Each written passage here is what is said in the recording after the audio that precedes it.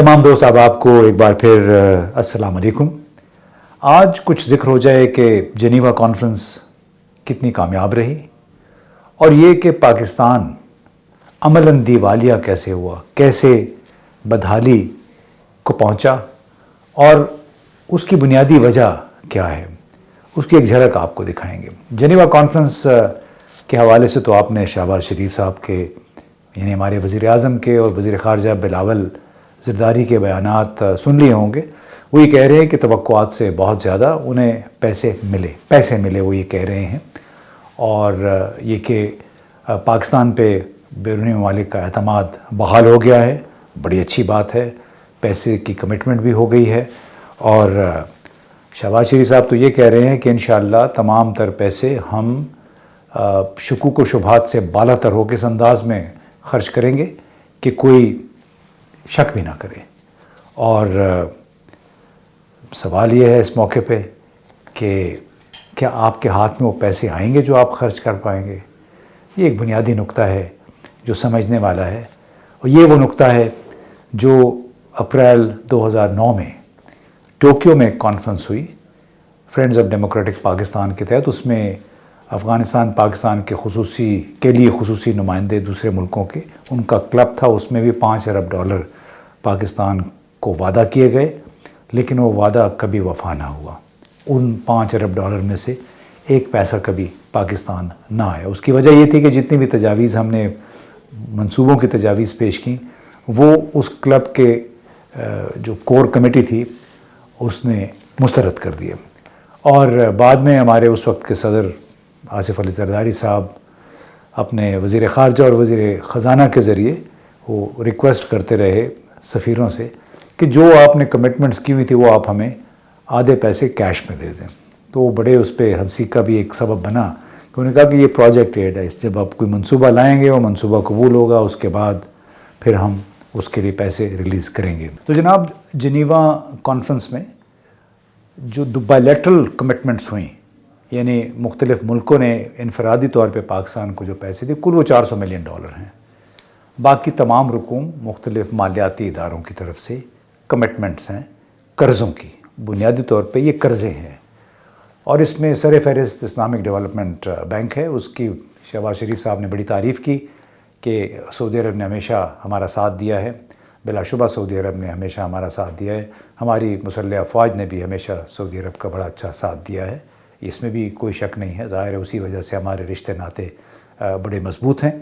और एक और तारीख़ी पहलू इस रिलेशनशिप का ये है कि जब भी अमेरिका ने पाकिस्तान जैसे किसी मुल्क को पैसे देने होते हैं अपने खुश करने के लिए और जो कि वो अपने निज़ाम के ज़रिए नहीं दे सकते, वो फिर सऊदी अरब को इस्तेमाल करते हैं, जिसको कहते हैं कि एक ATM के तौर पे सऊदी अरब इस्तेमाल होता है ऐसे कामों के लिए। और ज़ाहिर है जब तक सऊदी अरब और पाकिस्तान के ताल्लुकात अच्छे हैं तो उनको कोई उसमें पसो पेश भी नहीं करना चाहिए। अब दूसरी सोचने की बात है कि आप ये पैसे खर्च कैसे करेंगे जब आपको मिल जाएंगे। क्या आप ऐसे खर्च करेंगे? ये आप देखिए कि जेनीवा कॉन्फ्रेंस अभी ख़त्म हुई थी और उससे अगले दिन यानी बुध के रोज़ पाकिस्तान भर के तमाम अखबारात इन सफ़ अव्वल के इश्तिहारात से भरे हुए हैं, जिसमें हुकूमत इसको एक बहुत बड़ी कामयाबी के तौर पे पेश कर रही है, जैसे ये तमाम कैश हुकूमत के अकाउंट में आ चुका है।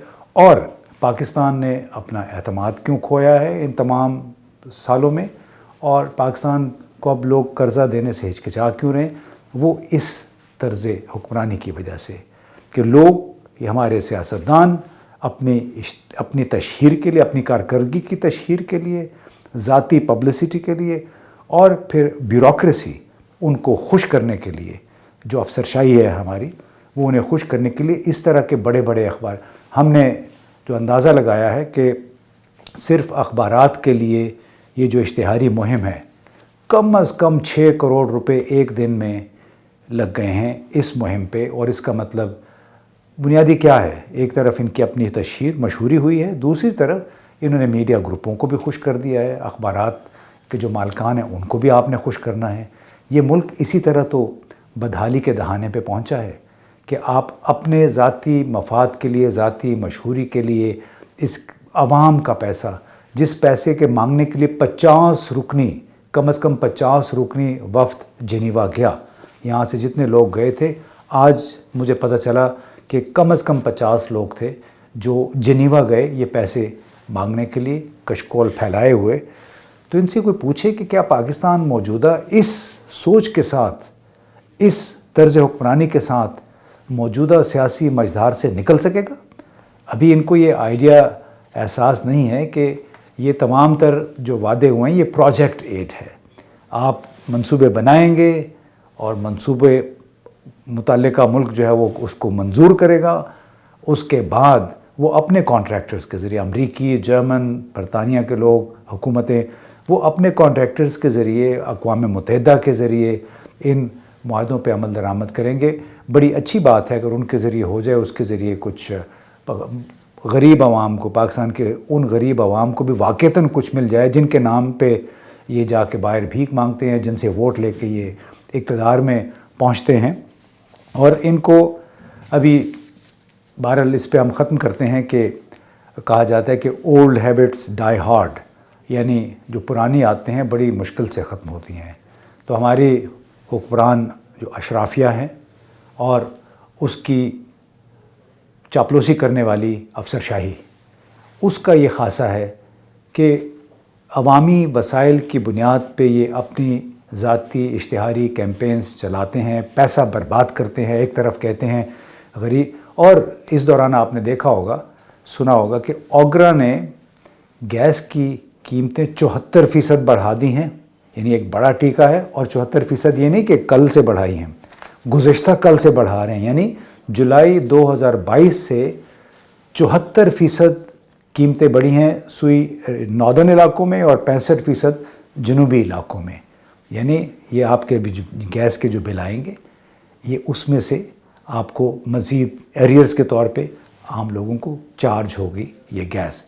تو آپ ان سے پوچھیں کہ خدا کے بندو، یہ اشتہار چھپوانے کی کیا ضرورت ہے؟ آپ کو ابھی پیسے ابھی نہیں ملے گا. یہ 3-4 سال کا پروسیس ہے، اور اس میں آپ ڈھول اس طرح بجا رہے ہیں اور یہ بھی کہہ رہے ہیں کہ بڑی ہماری خارجہ پالیسی کامیاب ہو گئی ہے اور ہماری بین الاقوامی تنہائی ختم ہو گئی ہے. ظاہر ہے پاکستان کا جو جہاز تھا وہ چین کی طرف بڑھ رہا تھا، اس کا رخ آپ نے امریکہ کی طرف کر دیا ہے. امریکہ نے اس کے صلے میں کچھ ایوارڈ تو دینا تھا، انہوں نے پھر سعودی عرب کو کہہ دیا کہ آپ ذرا ان کو خوش کر دیں، 4.2 ارب ڈالر کے آپ وعدے کر دیں، سیف ڈپازٹ بھی بڑھا دیں. وہ بھی ابھی انہوں نے کہا ہے کہ سیف ڈپازٹ اور پاکستان میں سرمایہ کاری پہ ابھی غور کیا جائے گا، اس کا جائزہ لیا جائے گا. اور سب سے بڑھ کے یہ تمام تر امداد کا دار و مدار IMF کے ساتھ ہمارے معاہدے پہ ہے.